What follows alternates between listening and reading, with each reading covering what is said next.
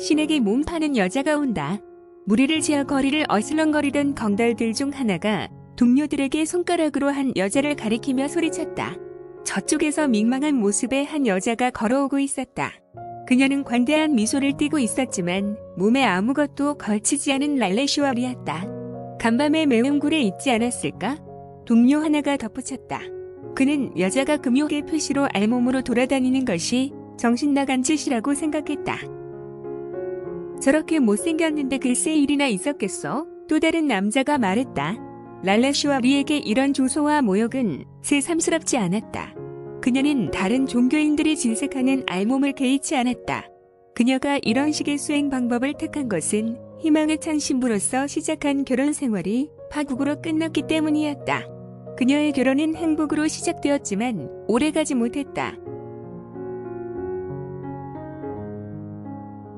랄레슈아리의 시어머니는 그녀가 이해할 수 없는 징후를 보였고 그녀에게 먹을 것도 주지 않았다. 그녀가 죽지 않고 버티자 그녀의 시어머니는 그녀가 간통을 저질렀다고 여기저기 소문을 냈다. 랄레슈아리의 남편은 처음에는 믿지 않았지만 점차 자신의 어머니 말에 귀를 기울였다. 그는 그녀의 머리채를 끌고 시장으로 가서 수많은 사람들 앞에서 온갖 모욕을 주었다.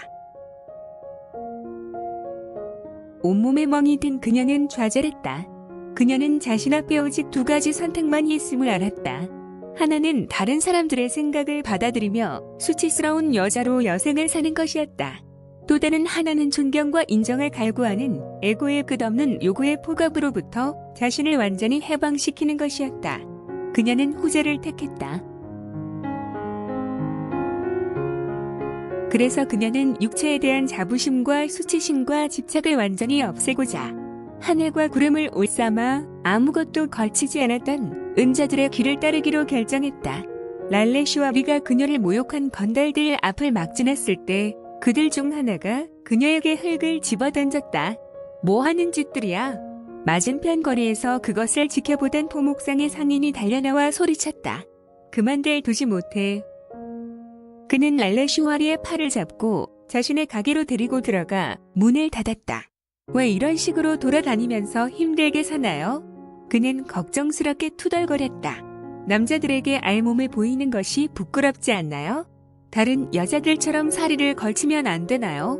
나는 살과 피부 외에 다른 것으로 나 자신을 규정하고 싶지 않아요. 어차피 죽을 때 제거되지 않나요? 왜 그런 일시적이고 비본질적인 것에 신경을 써야 하나요? 랄레슈아리가 대답했다. 상인은 예기치 못한 태면에서 그녀가 전혀 흐트러짐 없이 차분한 힘을 뿜어내는 것을 보고 다소 놀라움을 금치 못했다. 조금 전에 내가 그 날검날 같은 자식들로부터 구해주지 않았다면 무슨 일이 일어났겠어요? 그는 랄레슈아리의 평정에 잠시 깊은 인상을 받았음에도 여전히 실용주의적 남자였다. 그는 이렇게 말을 이었다. 부인의 철학적 개념은 이 소도시에서 떨어진 동굴이라면 매력적입니다. 하지만 많은 사람들이 존재하는 이런 곳에서 어떻게 그토록 세상에 무감각하고 무관심할 수 있는지 이해가 되지 않는군요. 정신적인 삶을 사는 데에는 일시적인 미봉책이 있을 수 없습니다. 랄레슈아리가 말했다. 혹시 가능하다면 똑같은 청 2개를 좀 빌려주시겠어요? 그럼요. 물론이죠. 포 목상 주인은 그녀의 이상한 요구에 당황했다. 그녀는 서두르지 않고 천 하나를 왼쪽 어깨 위로, 두 번째 천을 오른쪽 어깨 위로 둘렀다. 하지만 그녀의 알몸을 가리기에는 역부족이었다. 내가 오늘 돌아다니다 좋은 말을 해주는 사람을 만나면 그때마다 오른쪽 천에 매듭을 묶겠어요. 그리고 나한테 경멸과 냉소를 보이는 사람을 만나면 왼쪽 매듭을 묶겠어요. 저녁에 이곳으로 돌아올 테니 어느 쪽 매듭이 많이 묶여있는지 한번 봐요. 무엇을 알게 될까요? 랄레슈아리는 그렇게 말한 다음 거리로 빠져나갔다.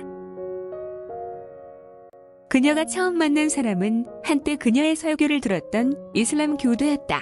지난번 설교에서 이번 생애에서 이슬람을 믿어도 다음 생애에서는 힌두교를 믿게 될지 모른다고 하신 말씀을 잊을 수가 없어요. 두 신앙 사이에 오해와 증오가 너무 많다 보니 그 말에 수긍이 갔어요. 그는 고개 숙여 인사하고 떠났다. 신이시여, 이 형제에게 축복을. 랄레슈아리는 축복을 하고 오른쪽 어깨에 달린 천에 매듭을 묶었다. 그 다음에 그녀는 손자를 데리고 있는 한노파와 마주쳤다. 에휴, 저런 추잡한 꼴로 남사스러운 줄도 모르고. 노파는 비난의 말을 퍼부으며 손으로 아이의 눈을 가리며 호기심 어린 눈빛을 반짝이는 손자를 보호하려고 애썼다. 랄레슈아리는 왼쪽 어깨에 천으로 매듭을 묶었다. 그리고 마음으로 축복을 보냈다. 신이시여, 같은 자매에게 축복을. 그녀가 호수 쪽으로 방향을 틀었을 때 한 무리의 어부들이 아침 작업을 마치고 돌아오고 있었다. 그들 중 하나가 저주하듯이 소리쳤다. 젠장, 이 미친 여자야. 보트에서 꺼져. 그물에 손대지 마. 정말 재수없어. 그녀는 왼쪽 천으로 두 번째 매듭을 묶고는 기도했다. 신이시여, 이 친구들에게 축복을.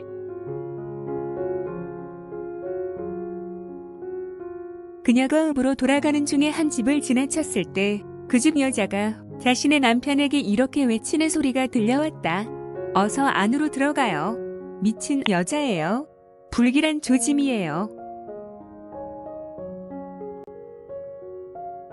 랄레슈아리는 또 다른 매듭 하나를 묶었다.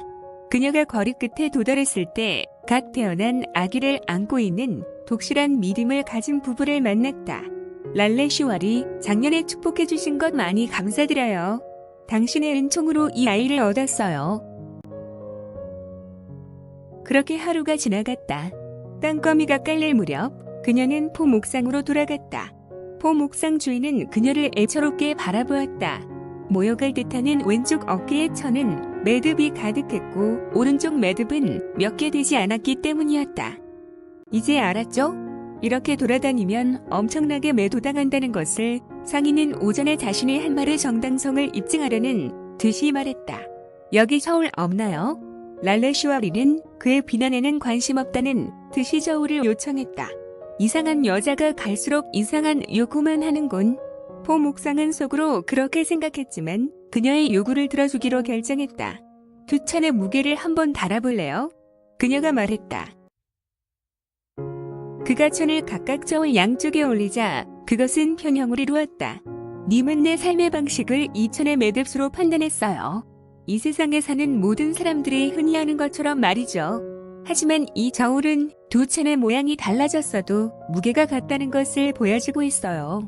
칭찬을 몇 번 받건 비난을 몇 번 받건 나는 변치 않는 직물이에요.